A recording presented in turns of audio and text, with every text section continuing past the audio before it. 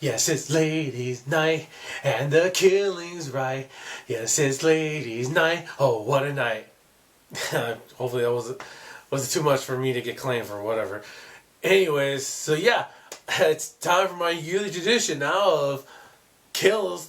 Talk about death in movies and other media. This year, I decided to do something a little different because I was thinking to rack my brain what to do, and I saw this article that was like, "Oh, the sexist kills in movies," and I started reading this like, "Man, you have no idea what the hell you're talking about when it comes to sexist, do you?" And then I realized something. I've been a little bit sexist in my list. There haven't been enough ladies in these lists. There hasn't been enough female representation in my list, and for that I apologize. And so this year, I want to talk. It's the ladies' turn. Ladies, you're up. I'm going to talk about some of the kills or deaths, I should say. None of these are kills, but definitely deaths in movies that I find interesting. And so before I've only talked about, I believe, two. I know I talked about Terry in Final Destination, and I believe I talked about. Here, what was? A couple. There's at least one more, but it escapes me right now. That's the one I could think of because I've talked about the kill at least twice in these lists. Yeah, but I do think there are some good female deaths in movies and it's funny when people talk about, oh, these kills are so sexist. You do realize that the vast majority of kills in movies are men, and some of the most graphic ones are men, but that's neither here nor there.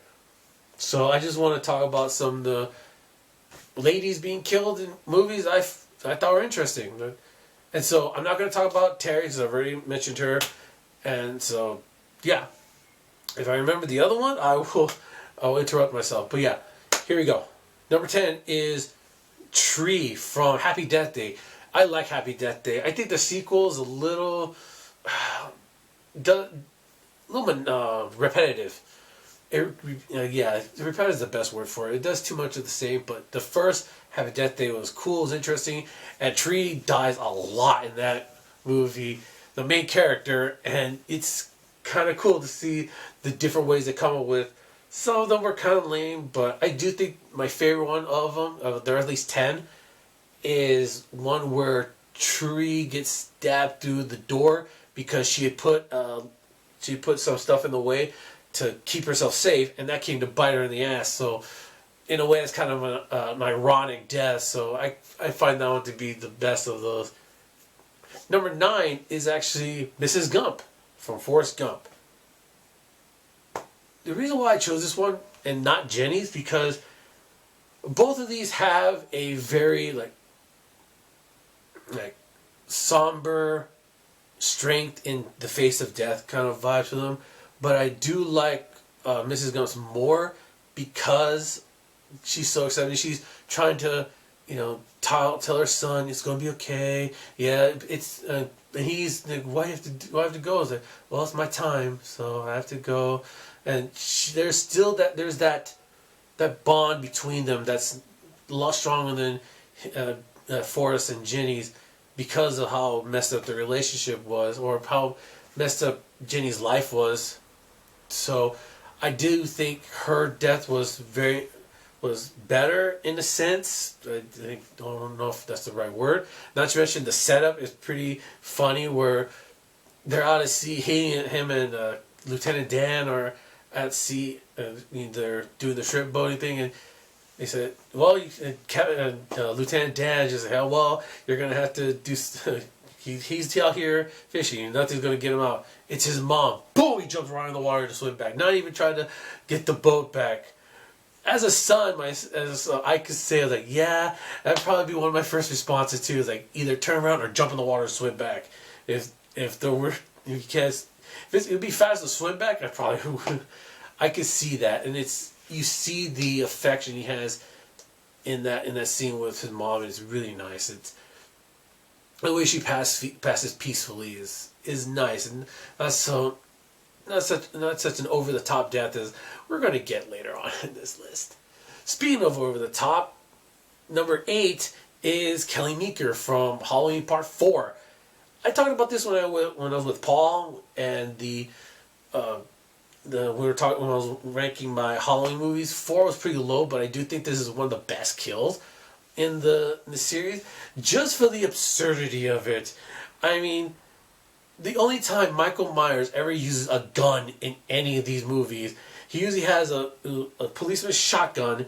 Instead of shooting with it like a lot of people would, no, he winds up with it and stabs her in the chest with it, or in the stomach with it, pins her to the wall, and the gun goes through the wall. It's like, how strong is he, or how weak is the wall? It's so ridiculous, but man, is it funny? It's pretty.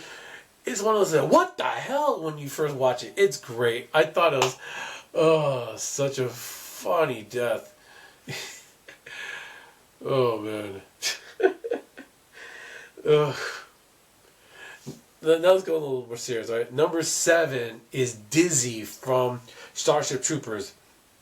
This one's an interesting one because it starts off high, it gives you a big high moment with her, and then it sinks you right back down, where they're getting rescued on the outpost on Planet P, and then this giant bug comes in. She throws a freaking grenade at and right in its mouth, and it explodes. This big, like, celebratory, yeah! And you think everything's gonna be okay, and then you see Johnny go, Dizzy! And then she turns around and boom! Boom! Right, a double spikes right through the chest.